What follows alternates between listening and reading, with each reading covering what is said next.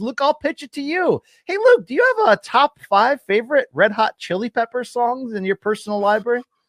I mean, 5 Red Hot Chili Pepper songs. I don't know if I can name 5. Well, tell me your fandom of them. At least give us a snapshot of your fandom of one of the better. Okay, so number 1, easy for me. No, here, okay, you know what? I'm being a hater. That's not quite true. My number 1 is easy, BC, and I feel like, before I give you my answer, you're a Chili Peppers fan, right?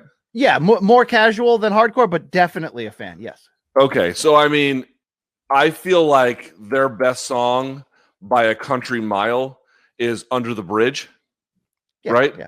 Which is the one where he talked about, Anthony Kiedis talked about heroin addiction and overcoming it and all that nonsense. So that is definitely my number 1 go-to. The cover of Stevie Wonder's Higher Ground, I'm kind of partial to a little bit.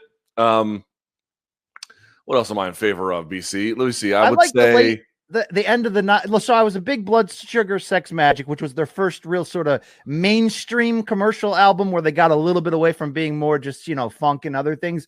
But I love that big late 90s sort of, I don't know if you call it a comeback, don't call it a comeback if somebody's been here for years, but the whole Californication, Don't Stop, Scar Tissue, that whole run of radio rock hits during a time, Luke, you will remember, when radio rock was the shits, right? It was like Nickelback and all kinds of rap rock crossovers. They brought the good stuff during that run. They were rock and roll during that run.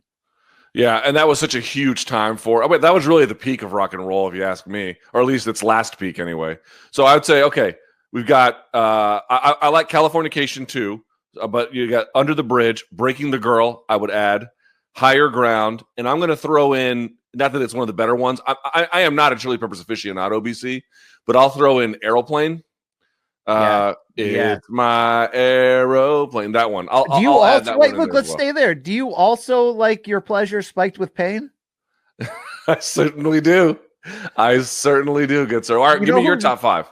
I don't think I have a top 5, and the reason why I won't force one out is I want to respect the band and say I'm a casual, I'm a radio listener, I'm a YouTube listener, I'm not a album listener. Then who's probably real mad listening to this is CBS Sports combat editor Brandon Wise, our good friend.